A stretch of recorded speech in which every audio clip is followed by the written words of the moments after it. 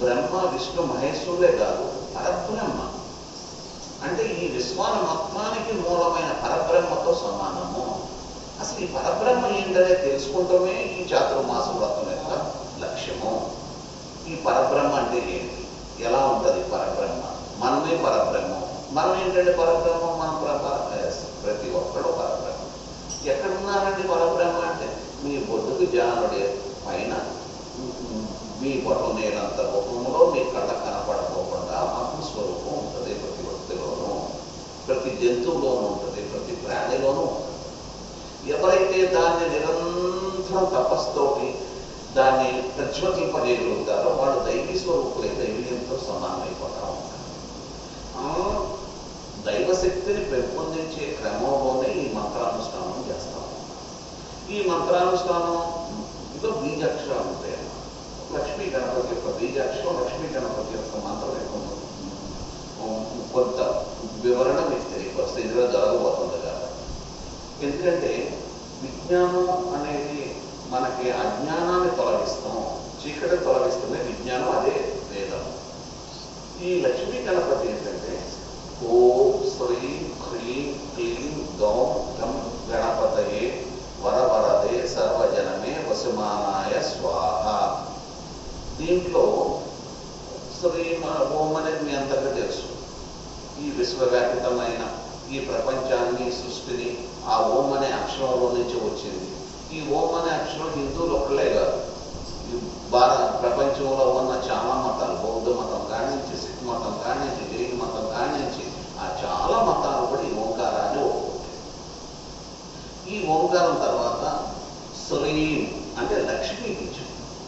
లక్ష్మీ అమ్మవారి యొక్క మూల బీజాన్ని మనం, బీజం అంటే మీకు తెలుసు, ఒక వృక్షం చిన్న ఇత్తులు ఎలా ఉంటుందో లక్ష్మీ అమ్మవారి యొక్క మూలం ఆ శ్రీం అనే బీజంలో ఉంటుంది. హ్రీం అనేది భువనేశ్వరి మంత్రం. అమ్మవారి అంటే పార్వతీదేవి యొక్క స్వరూపము అది. క్లీం అనేది కామరాజ బీజం, మీకున్న కోరికలు మొత్తాన్ని తీర్చే ఒక మూల బీజం కృష్ణుడి యొక్క బీజం అని. కృష్ణుడు ఆ క్లీం, కృష్ణుడు బీజం కాదు, కృష్ణుడు కూడా ఆ క్లీం అనే బీజాన్ని ఉచ్చరిస్తాం వల్ల తనకు మహోన్నతమైన శక్తి ఉత్పన్నం అవుతుంది.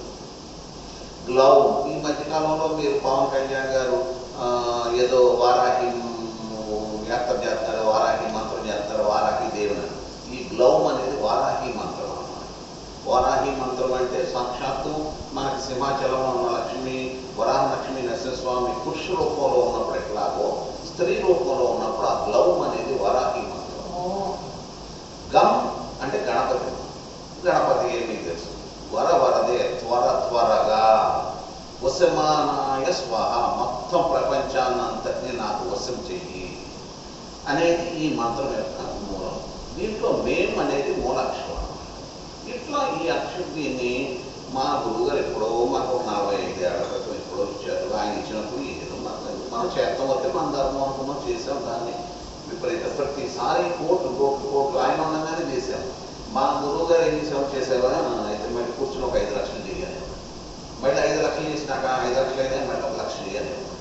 అట్లా ఎంత చెప్పేవారంటే నువ్వు చేసే ఈ జపము వల్ల నీ అణువులోనూ వైబ్రేషన్స్ రావాలి, నీ అణువులోనే కాదు నీ చుట్టూతో ఉన్న ప్రపంచం మొత్తంలోనూ ఆ మార్పు రావాలి.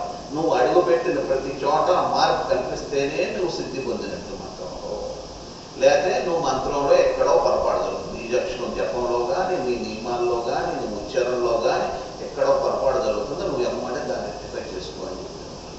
అట్లాగే ఈ మధ్యకాలం ఎక్కువ చేస్తున్నప్పుడు ఎవరో అన్నారంట, నాతో అన్నారు, ఏమన్నా ఎక్కువ ఎట్లా చేయగలుగుతారు? నేనైతే చేయగలుగుతున్నా, ఒకవేళ దాంట్లో పొరపాటు ఉంటే కనుక రెక్టిఫై చేసుకుంటా, నాకేం అభ్యంతరం. నాకు కావాల్సింది మంత్రం సిద్ధి పొందిందా లేదా. మంత్రం సిద్ధి నా కోసం అయితే అవసరం లేదు. నా జీవితంలో నేను నెరవేరాల్సిన అన్ని నా చిన్నప్పుడే అన్నీ నెరవేరిపోయినాయి. ప్రపంచాన్నంతటికి దైవం ఏ రచన చేయగలుగుతాడో ఆ రచనలో భాగంగానే మేము నడక చేసాము. దీంతో పాటు ఈ మౌన మంత్రంతో పాటు మేము ఇంకొక విషయం ఏం చేస్తాం అంటే పారాయణ. మీరు చాలామంది చూస్తూ ఉంటారు, మేము ఓ పుస్తకం పారాయణ చేస్తాం. అంటే ప్రతి మంత్రానికి కొంత హద్దులు ఉంటుంది.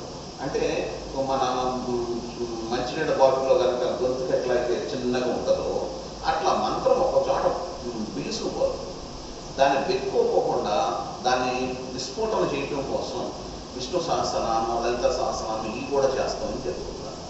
అట్లా ఈ లక్ష్మీ గణపతి బీజాక్షరం, ఈ లక్ష్మీ గణపతి హోమం విపరీతమైన ధనము, విపరీతమైన అంటే హెల్త్ అంటే ఆరోగ్యము ఇచ్చి మనిషిని వృద్ధిలో తీసుకెళ్తారు. ఎట్లా వృద్ధిలో తీసుకెళ్తుందంటే దీనికి గరికను వాడుతున్నారు. స్వామికి చెప్పారు ఈ గరిక ఎట్లా ఉంటుందంటే ఇట్లాగే ఉంటుంది, కొద్దిగా ఎత్తుంది, కానీ అక్కడ ఉండదు, అలా పాకిపోతుంది ఎక్కడికో.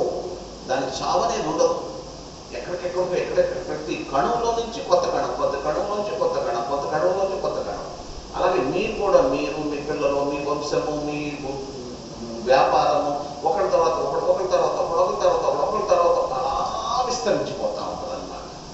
అంత పవర్ ఉంది. పైకి మాత్రం చాలా సింపుల్గా గరికిలాగా కనబడుతుంది, కానీ దాని యొక్క శక్తి మహోన్నతంగా ఉంటుంది. అందుకని ప్రతి గృహప్రవేశంలోనూ, మంచి మంచి కార్యక్రమాల్లోనూ, వ్యాపార సంస్థల్లోనూ ఏది మొదలుపెట్టినా లక్ష్మీ గణపతి హోమంతో మొదలు పెడదామని అంటారు. అయితే బ్రాహ్మణులు ఏదో ఉదయం ఒక 150 సార్లు 100 సార్లు చేసి చేస్తారు.